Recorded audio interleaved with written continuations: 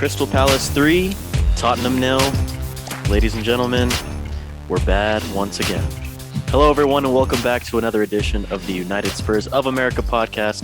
As always, it was Michael, along with Jacob in the studio. Jacob. What a day, That huh? was one of the worst performances I think I have ever seen as a Spurs fan. I think it was one of the worst performances. Normally, when I wake up to a 5:30 kickoff, I'm pretty unhappy with what's going on. Yeah. And so It it's was tough to fucking really early, get dude. into the game. And man, it's hard to justify waking up that early for a match and then your fucking team doesn't even show up. So You hate to see it, man. But yes, absolutely battered at Selhurst Park. Um, and this game had a lot in it from just the Tottenham point of view. There was just so much going on. First of all, Jacob, let's get into the starting 11 that was featured today because I have a lot of questions at what the hell Nuno was thinking when he selected this lineup. So Hugo obviously started in net. Emerson Royale made his Tottenham debut, Premier League full debut, you name it. First game in a Spurs uniform alongside Tananga and Dier in the middle, Reggie at left back. So Nuno did end up sticking with the four at the back, which I had predicted, you know, not to brag or there were a anything. few predictions that came to light. I'll discuss more later, but there was a few that came to. But and this is where it baffles me, our midfield selection right here. Højbjerg and Skip, for me, surprisingly, Skip made the 11.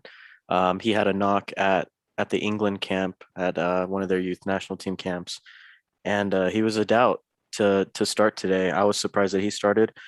And the third midfielder that started today was Harold Winks. So everyone thought that Harry Winks was going to start, but that was because we didn't think that Skippy was going to be fit enough to start. The fact that they started all three of these midfielders today, excuse me. What was Nuno thinking? And then you have Deli Lucas and Kane to round out the attack. And Doesn't Deli make was playing on sense. the left, Does by the not way, make in sense. that midfield. I don't understand what was going on. I thought I was just kind of out of it when I saw the original lineup. And I Yeah. think there was a message that you sent to one of the groups, and I think it encapsulated pretty much everything. It was what in the holding midfield hell is going on, and it just seemed like there was no offensive creativity. We, you know, I do agree you should wait to bash the man until he gives you a reason to bash the man most recently. It just wasn't good. It wasn't good enough. There was a lot of, who would have thought that when Eric Dyer goes down, the whole fucking team just falls down. No Yeah. sun, and Eric Dyer goes down, that game completely changed. It got flipped over, and it was just like, I mean, you got Tanganga. This is his first game back at playing right back, you know. Joe Roden comes in. I'm a huge Joe Roden fan. Anyone who listens to the pod, anyone who's ever heard me talk about Joey, they know I'm a huge fan. I might put that last goal on him. It just seemed like he was chasing somewhere else other than where the ball was going, and kind of left it open there. But I mean, that's neither here nor there. The point of the matter is the game changed when Eric Dyer got out. And then at that point, it I love the response from Japhet Tanganga. I know he got the red card. I know he got sent off.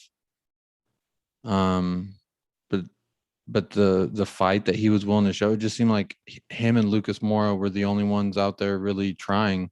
It seemed like Deli and Harry Kane the first half were just not even there.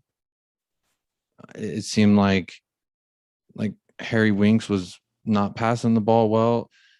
There were a few times I was getting worried about Emerson Royale out there. I think by the end of the game, I would say it was he did okay.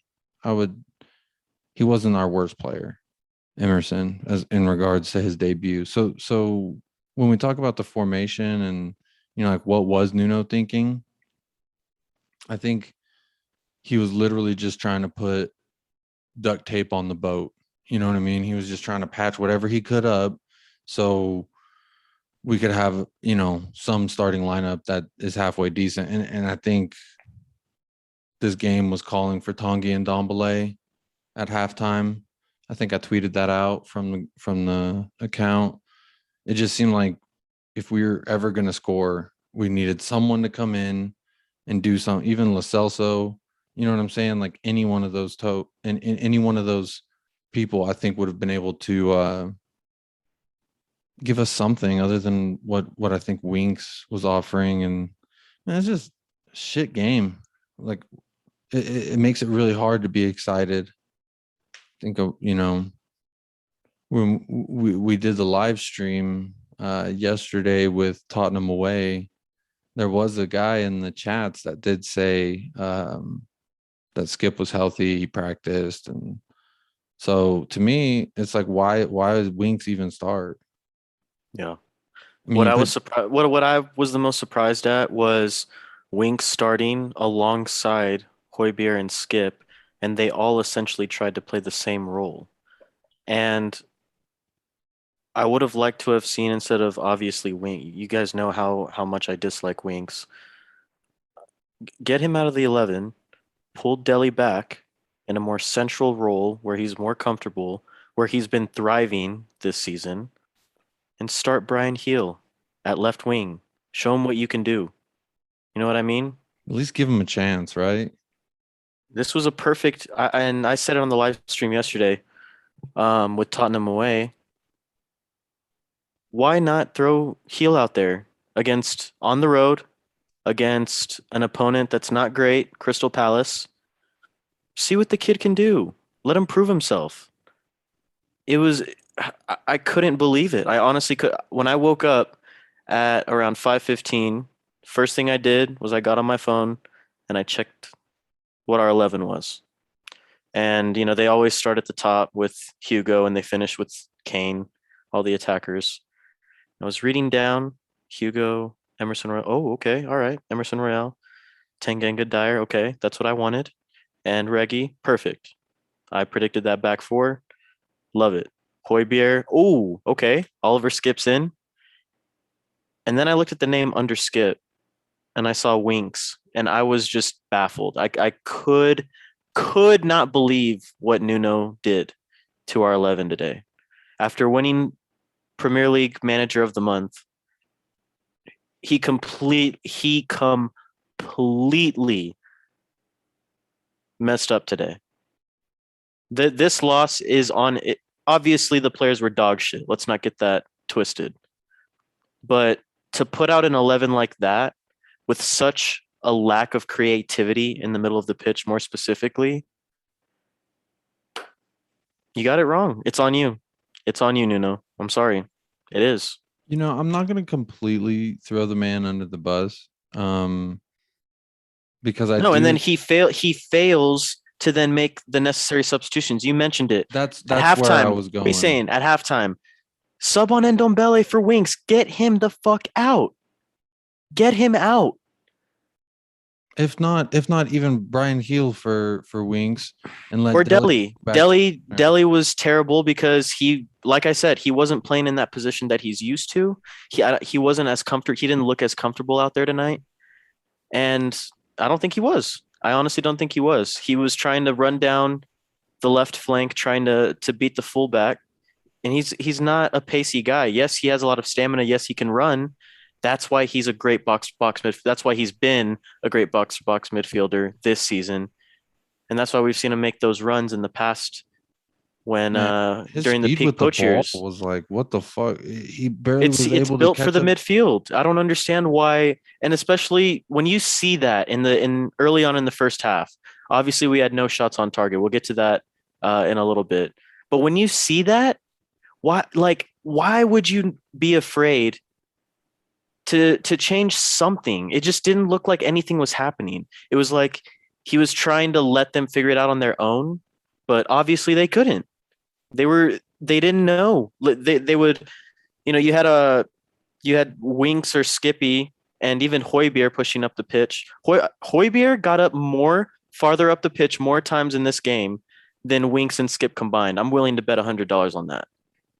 And it showed how uncomfortable he is in those types of situations because he just hasn't been in them before. He did a great job with getting into good positions, getting forward and cutting those passing lanes. But once he got the ball, it was I think it was it in the first or second half where he got the ball at the top right side of the box and he tried to play it into Kane and he just completely missed him. And I think he just passed it directly to a Palace defender. And he was just like, I dude, think that was the first half. why is he that far up the pitch? Yeah. The It just baffles me. Why not make the necessary adjustments? This is the Premier League, bro. There's no easy game. I guarantee you, we play every single Premier League team like that, and we don't win one time, even against the absolute worst team. With that performance that we had today, I don't think we would have beaten anyone in the league. it's it's very unfortunate, that we're talking about it like this because we were just praising the man because he won Premier League Manager of the Month. You know what I'm saying? So like for me, like I was saying earlier, I'm not going to throw him quite under the bus yet. I think his biggest fault was his lack of in-game adjustments. And I think this, could be pure speculation here, but for me, it just seemed like one of those. He was trying to let them figure it out, right? Yeah. And they weren't figuring it out, and it was almost like he had this moment where, you know, I maybe he didn't want to rub the players the wrong way. You know what I mean? Because maybe he tried to tell them at halftime, like, I have the faith in you guys, I have confidence in you guys. Who knows what he was telling these guys, but we came out at halftime looked just the same. So whatever he said at halftime for me didn't work. Whatever he did in the second half as far as subs didn't work. Now you could argue, if I'm going to try and play the devil's advocate here, you could argue that he was forced to make changes that probably altered his long-term game plan for that match, Oh, right? definitely. Yeah. Yeah. And then obviously the red card in the 58th minute, 59th minute, something like that, like very silly foul to give away in my opinion from Jaffet. I think he was caught in the moment, you know what I mean? And Yeah. that's what I love about the guy. He's got that fight in him. He's got that dog, you know what I'm saying? I'm Back sorry, to the man. big But game. look, You brought let's it. I get to know Dier you're first. Let's get to Dier first, and then we'll cover the Tangango red card. So you had already mentioned to Jacob how you thought that the Eric Dier injury, which by the way, just in case anyone missed the match, Eric Dier he came off with a leg injury early on in the like very, very early on. I think it was within the first 10 minutes and or 14. at least I think it was 20 14. minutes. Yeah. 14 minutes. But yeah, he came off early in the first half with an injury. Joe Roden replaced him. Fair play. I thought he was all right. No one was great today. I thought he was all right, Joe Roden. But anyways, I agree with you, Jacob. I think that Dyer injury completely changed the match, and I also agree with you that it's crazy to think the Dyer injury had such an impact on the 11. Like Eric Dyer leaving the match had an impact on the squad. I mean, he That's wears the just captain armband from time to time. Like, it's not that out of this realm that, I mean, hey, look, you're missing Heung-min Son, arguably our second best player on the squad. You're missing depth in Romero and Lo Celso and Sanchez. And then you also have Dele Alli playing a new role, Skip or Winks, whoever was supposed to be the fucking 10. You have them playing a new role. You have, Emerson Royale with his first appearance for the club. It's just a lot of new. You know what I'm saying? And yeah. and And and Stelios before the mentioned it match, yesterday on Tottenham away. He said that if you mix up too many ingredients in the recipe, the whole thing's gonna go to shit. And it's gonna hey, fair taste a play. lot different. He was That's for right. damn sure. He And was that's the right. thing is for me, the fact that our whole goal differential has now been wiped away from this one performance at Crystal Palace which fair play to their fans because I'm not gonna lie, I wouldn't have guessed they had that many fuckers in the stand screaming and singing. And I mean they brought the energy once after Hey, Jaffet Tanganga you got can in their talk about face the Palace crowd, but dude, honestly, I was very, very impressed with the away end. I could vividly hear their chants when the Spurs go on marching the in. I stream. heard Well, that. everything. I heard everything, and it was very loud and it was very clear. I was very, very proud, and I was thinking about that as the game was starting early in the first half. I was thinking to myself, wow, like the away end's really, really loud. Hopefully, this will push the boys to get the 3 points today, and unfortunately it didn't. Unfortunately it didn't. You want to talk about Tanganga? Tanganga, my man. What's up? I was even, I don't know if I was about to text or tweet or something, but I was just about to talk about how much I love Tanganga's tenacity. And whenever Mora went down, who am I to say at that point, Palace, right? They should have played the ball out because there was a man down with what looked to be kind of serious injury. And they didn't play it out, they played it up. And Tanganga, that's the guy you want on your fucking team right there. Because to me, that's a fucking move that like you would do for your brother. You know what I'm saying? And Tanganga gives it for his fucking badge. So yes, I know he made the second tackle after the whole altercation with Zaha. I know that wasn't the best challenge, but what I'm saying is about this man's attitude.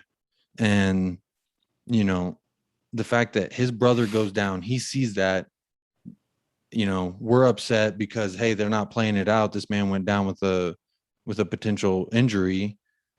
And so what does he do? He takes a man out. You ain't gonna play it out, I'm gonna take you out. And he ain't talking about dinner. So for me, I fucking loved it. I fucking loved it. It was like I just had another cup of coffee or something. You know what I'm saying? That shit got me hyped. I was hoping it would spark something in our team. I was hoping that would be a turning point where our team's like, hey, we came here to fucking ball and we just didn't. There was no response. And it just seemed like Tanganga was trying to make that response for everybody.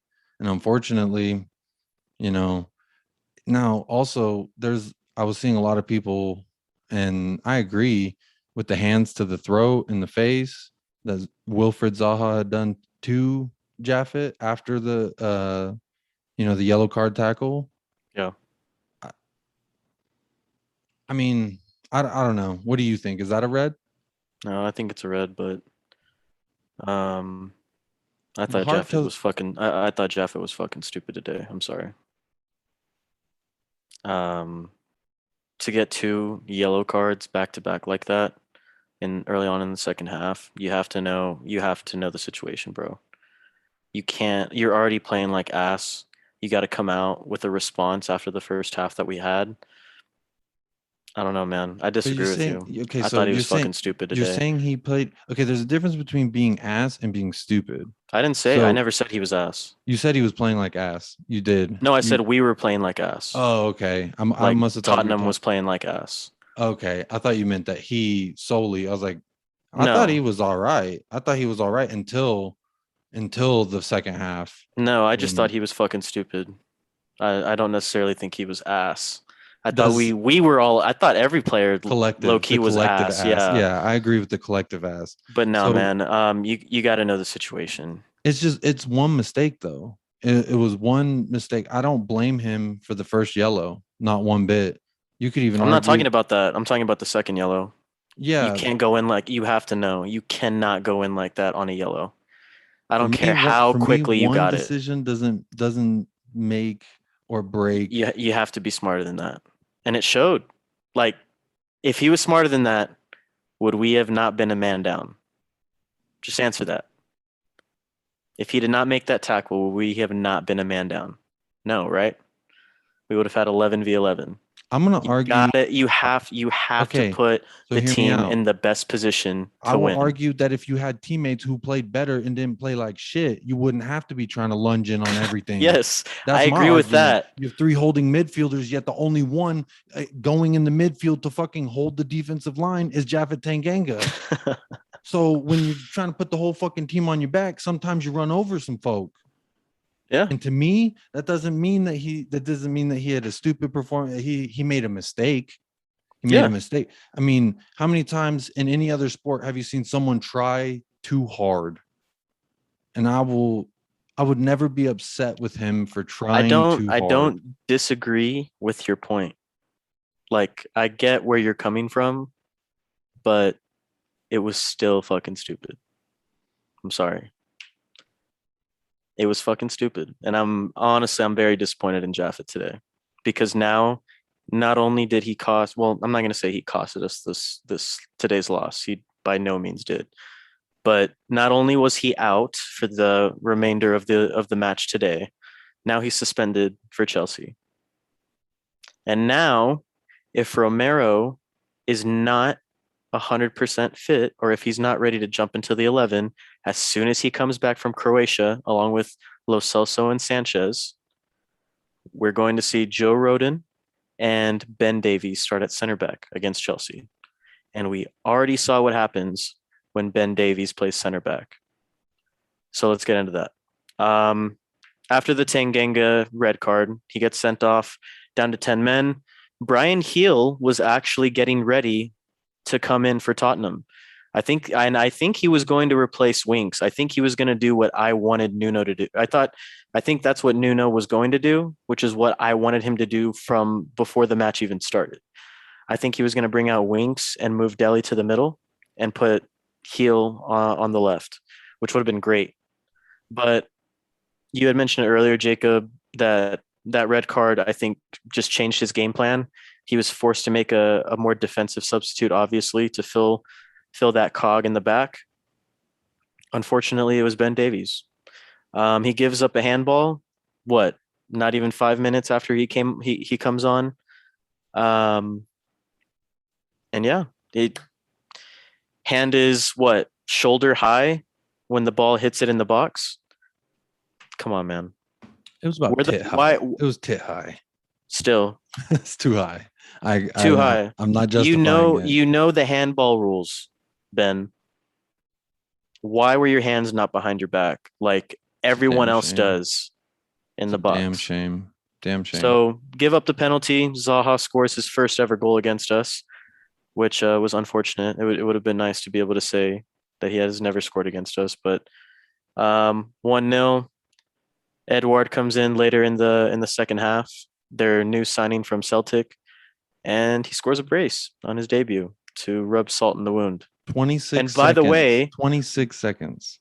by the way, Edouard was one of the fans' suggestions yesterday in the comment section on our Tottenham away live stream. Mm-hmm. We were talking about who we would like to sign or who we would have liked to have signed as a backup striker to partner To Kane play or alone. be the Yeah. back, yeah, or be to push him for that spot, or to push him for both of them for a starting spot.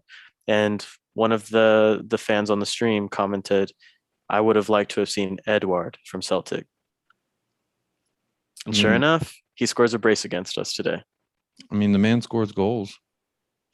He took In my 26 seconds. opinion, 26 seconds after he got subbed in. He I came in think and Hugo scored. could have saved the first one. Second one, that was just, I mean, it was like point blank range. Nothing you can do about it. I th- I've seen Hugo save that in the past. You know what I mean? Mhm. I've seen Hugo make that type of save. And also the penalty. I normally have a little bit of faith in my man Hugo Yeah, on I the didn't penalty. necessarily think that it was an automatic goal just because it is Hugo, but yeah, I was a little bit. He had a You know, look. it's He had it's a a look in penalty, his. so you know you go one way and it's not the right way. Obviously, I you're think fucked. But there was a look that he had in his eye that he didn't look like. It could just be the frustration of the game, the way the game was going up to that point. But he, you know, I like to pride myself on something that like before a Super Bowl. they'll show like the eyes of the quarterback, or they'll show something, and you can see the nerves like before a boxing match or UFC, anything like that. Like you can almost sometimes see the nerves coming out of their eyes. You know what I'm saying?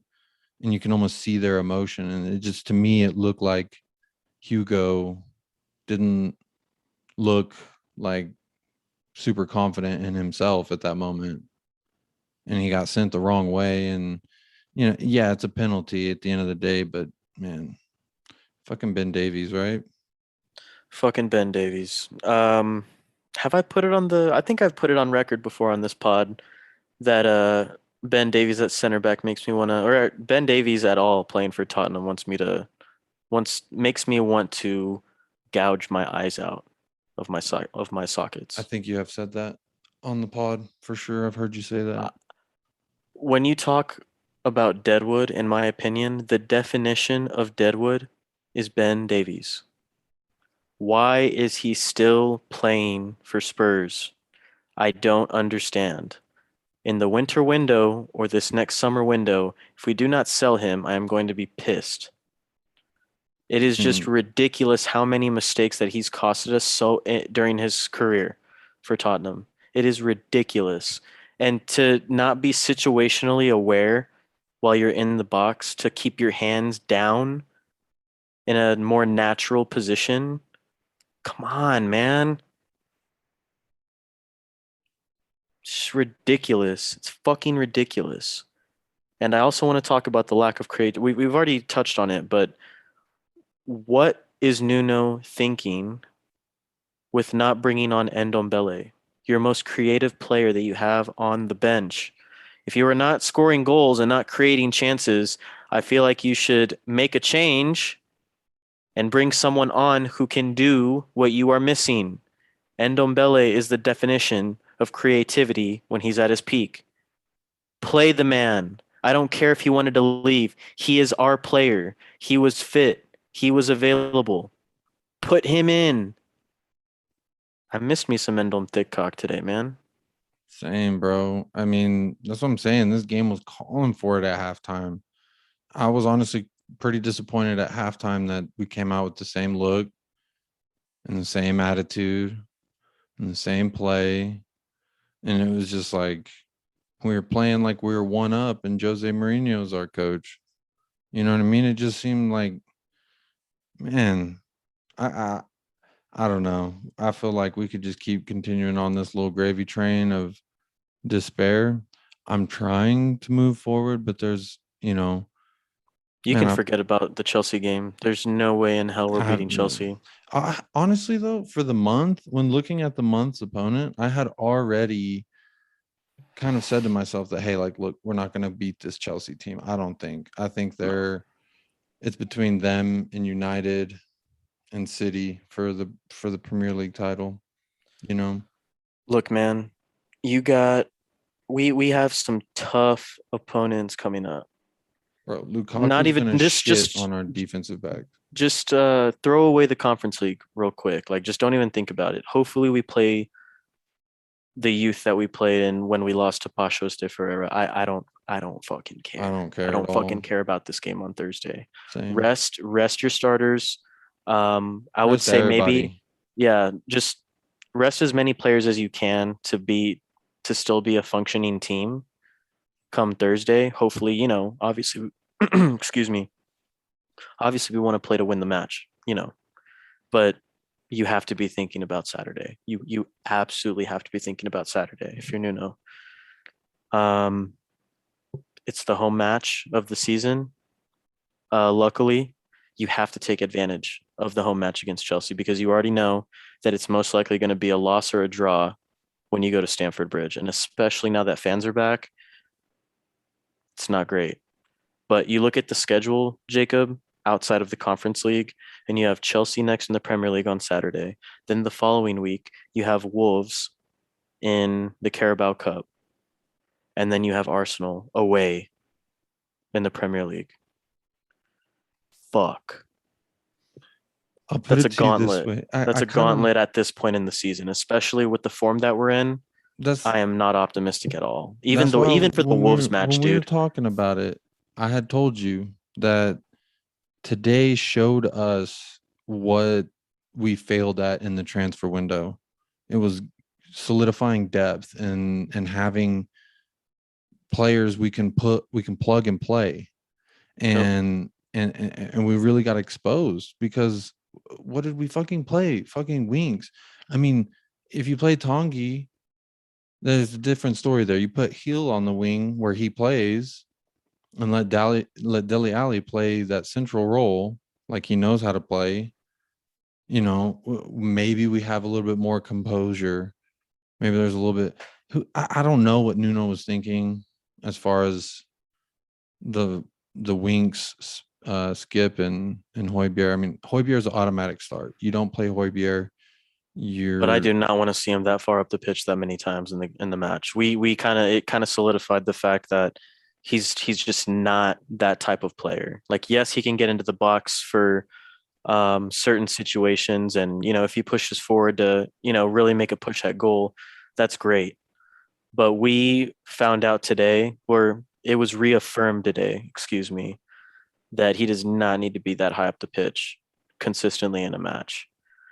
And it was just so weird to see how no one in the midfield really knew, like what they were supposed to be doing. there wasn't a like a sync, like chemistry in the midfield. You could tell that at different points in the match, the players were playing different role. They were like swapping roles. Okay, Hoybier is going to stay back and hold. He's going to play that defensive midfielder role. Winks was pushing ahead a little bit, and then we saw Skip push ahead a little bit, and then we saw Winks and Skip stay back and Hoybier push up. It was just there wasn't any fluidity and there wasn't any continuity in the match today in that midfield, and you saw what happened. Well, there wasn't continuity in the lineup. So I mean, it's understandable, but it's unacceptable. Very unacceptable. And like I said at the beginning of the pod, this was one of the worst performances I've ever seen as a Tottenham fan, for sure. It was just the second time since the 2016-17 season that we failed to register a shot in the first half. That is ridiculous. That is embarrassing.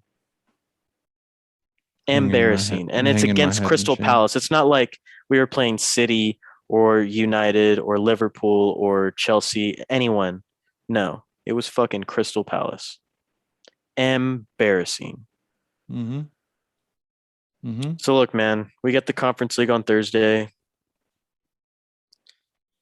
Well, first of all, actually, I do want to go over this. Who was your man of the match today? If you could pick a man of the match, we always got to pick a man of the match. I'm going Lucas Moura. He was one of the brighter spots today, but anytime he like tried to create a chance or tried to dribble past a few players, it was kind of just that same old Lucas where he just kind of ran into someone or the ball got away from him. He took too heavy of a touch or like, you know what I mean? Like I'm he gonna danced argue around some players, but we saw that, the end product of Lucas of, the usual Lucas. I'm gonna kind of argue the same point I did with Jaffet and the fact that man, he was trying to create with no one trying to create with him. You know what I mean? He was Yeah. doing a group project and he was the only one really working. And it was like when everyone else was working, they weren't working with him. When he was working, no one was working with him. So to me, if Jaffet doesn't get sent off, he probably gets it for me just because of the heart. But for me, it's like at this point, who do you pick for your man of the match? I think Lucas at least showed heart and showed a desire to fucking play football today. Yeah, And it's like if you send a kid out to get all the supplies and make him do like 75% of the work, but then you end up getting like a D. mhm, That was like today for some of our players, our brighter yeah. spots. But my man of the match is the final whistle. Oh, I was glad that it was over. So that's my man of the match, the final whistle. it's a tough one. But we move Conference League on Thursday against you know, Stade Rennes. That's how you Mm. pronounce it. I'm gonna call But him Stade they're Rennes. of League One. in France. Stade Rennes. That's a weird name. Play him in the Conference League on Thursday. Like I said, Dane Scarlett better be starting. Brian Heel better get some minutes and get subbed off at some point. Hopefully, Bergvine, it's like a fitness ramp up for him that he could play like maybe 60, 65 minutes and get subbed off. We don't know if he's going to be healthy though. Oh man. I'll put it to you this way: I don't really give a shit.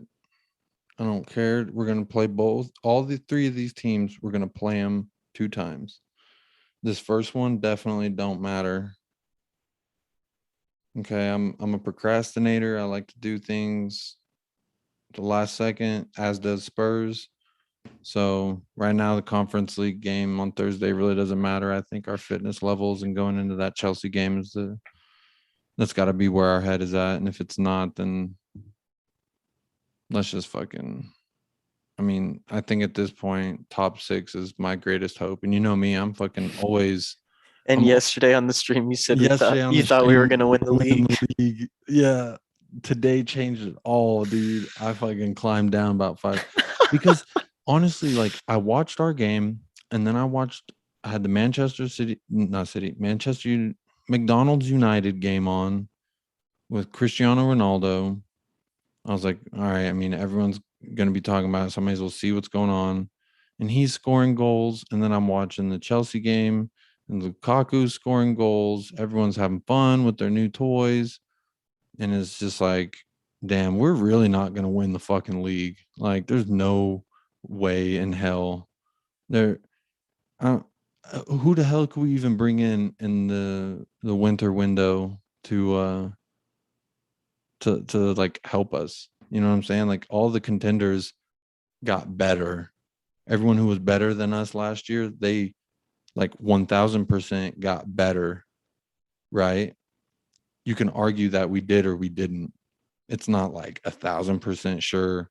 Yeah, Yeah. we got so much better. You know what I'm saying?